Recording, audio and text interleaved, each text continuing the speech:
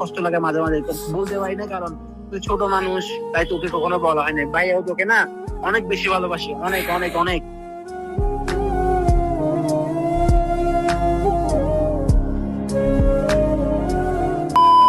আসসালামু আলাইকুম আপু। ওয়ালাইকুম আসসালাম।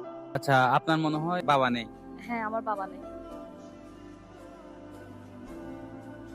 বাবা মারা যাওয়ার পরে বাবার শূন্যতা কে পূরণ করতেছে আপনার জীবনে? এই তো আমার বড় ভাই। তাহলে একটা ডেট দেওয়া যাক।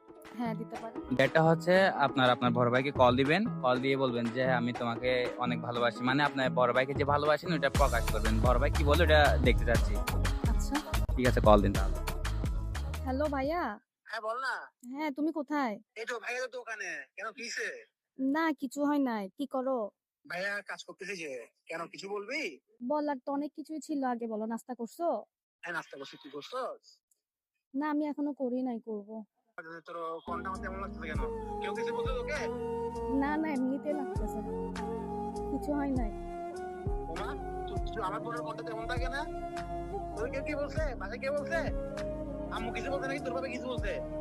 না না, কেউ কিছু বলে নাই। তাহলে তোর কোনটা এমন কেন? কি তো ভাইকে খুলে বল।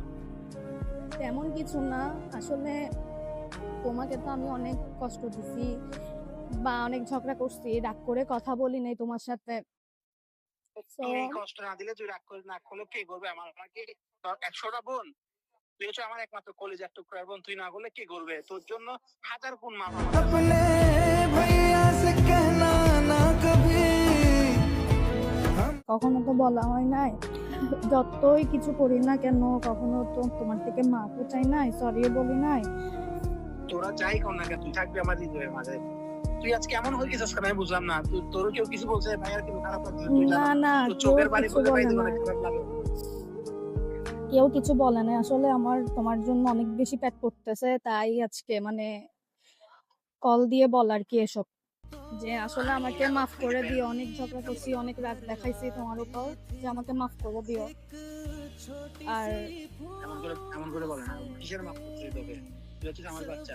আর শুন, তোরও আমি একটা কথা বলি, তুই দিয়ে দিয়ে যাওয়ার পরে আমার লাগে আমার বাসা ফাঁকা হয়ে গেছে। आज भी कोई चोट लगेगा দোকান থেকে আসতেছ না, আসলে বাসা লাগতো, বাসা আসতে লাগতো একটা অন্যরকম একটা শান্তি কাজ করতে। এখন তুই না থাকে পুরো বাসাটা হাহাকার করে।